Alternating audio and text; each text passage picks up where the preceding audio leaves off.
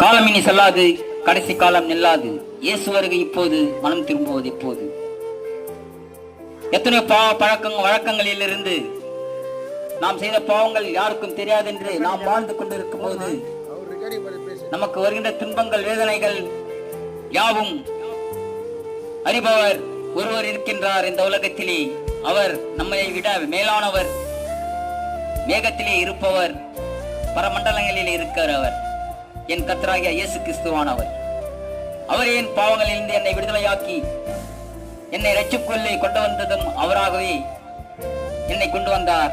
நானாக போயில்லை, அவரே என்னை தேடி வந்தார். என்னோட பாவம் யாவற்றையும் அவர் பாதங்களிலே நான் சொல்லி எழுதபோது அவர், உனக்கொருவர் இருக்கின்றார், உன்னை விசாரிக்க துடிக்கிறார். அது போலவே என்னை யார்